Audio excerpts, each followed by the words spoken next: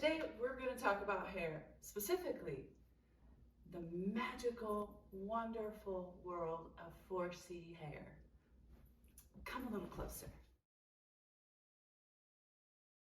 Hello, my name is Meg, and I want to welcome you to our wonderful journey through the magical world of 4C hair.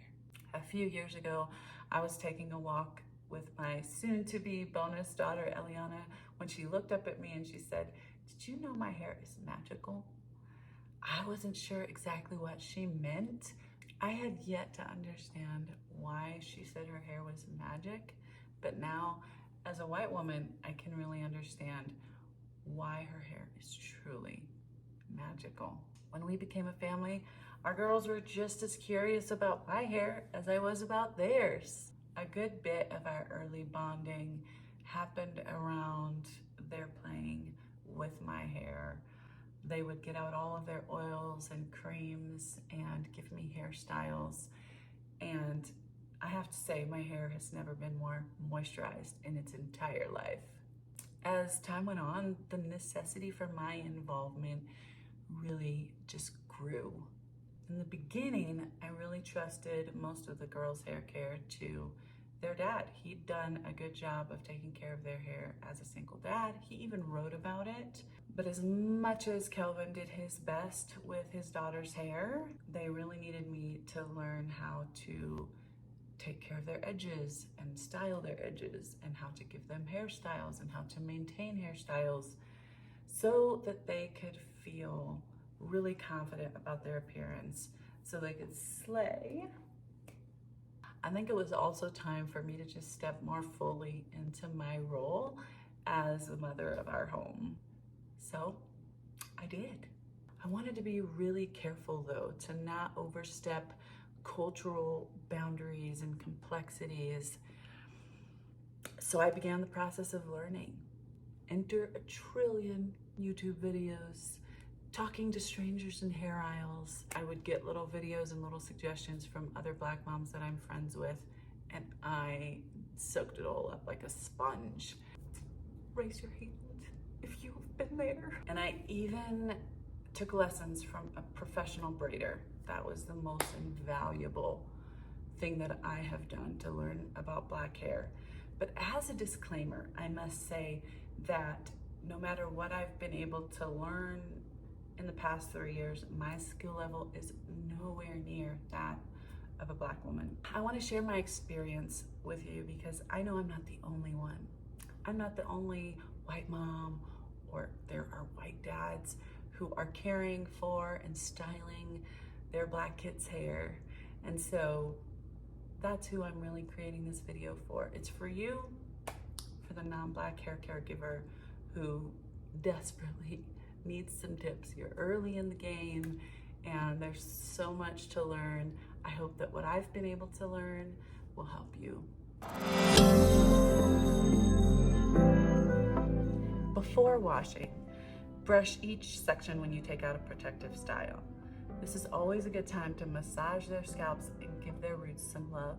Since it can take an hour or two to take out a protective style, it can save time to do it the night before you wash and style hair.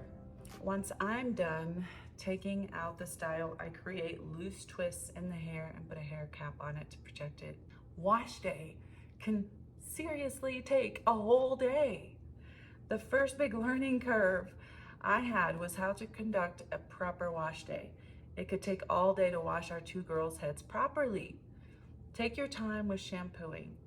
When we're ready to wash, I section their hair as I wet it with warm water before shampooing each section, massaging their scalps again, and finally rinsing their hair section by section. Work section by section. This has to be repeated again because it's so important. If you don't section 4C hair, you will not get it all clean, brushed, or moisturized correctly. Moisture is everything. After rinsing out the shampoo, I apply a deep conditioner section by section. Once it's all worked in well, I wrap the girls' hair under a cap and they sit with a warm steam cap for 30 minutes. I rinse out their hair with lukewarm water to help seal in the moisture. Finally, I section the hair again and seal in the moisture with a quality hair oil. Braiding is a time-consuming process, but it's an excellent way to protect and style 4C hair. After I blow dry their hair, I carefully part the sections of hair into smaller sections. The key is creating immaculate parts using hair gel to get a straight line.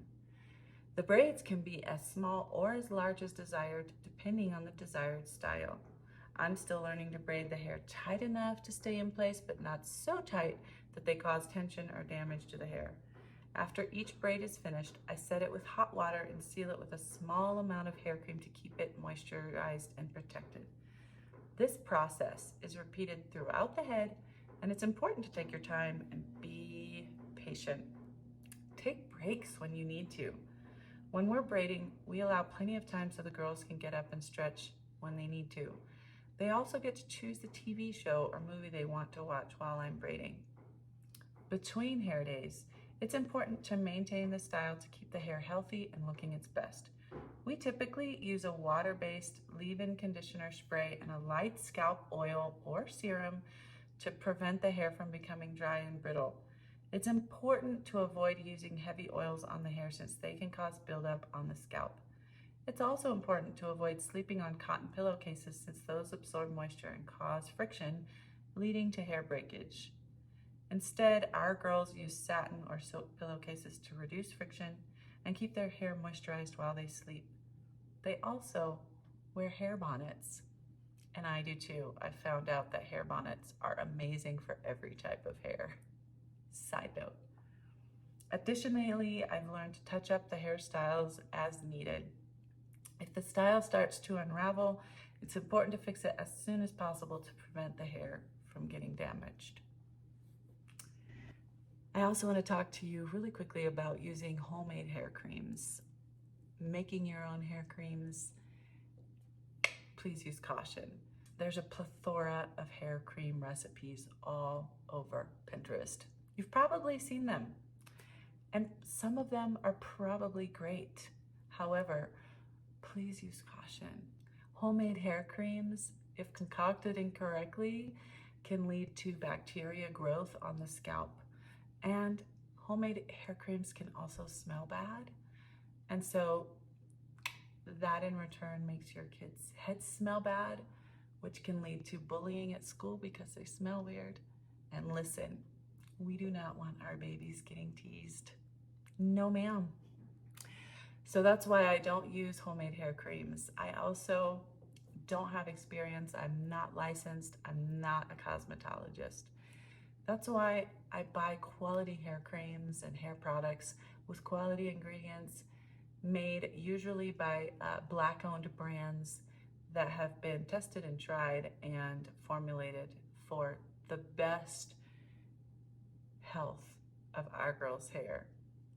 Now, we live in Colorado, and so we do have to use more moisture and different types of moisturizers than folks who may live in the South or in more humid climates. Just please remember that every head is different. My girl's hair is going to be different than your girl's hair, your son's hair, and so please be aware of that in your journey of figuring out what works best for you. You may try some of the products I'm suggesting. They may work well for you.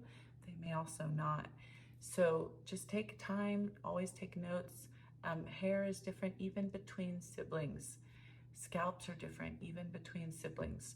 So take the time to learn what's best for your kids. Thank you so much for taking the time to learn, to educate yourself, and I wish you all the best in your journey of hair care.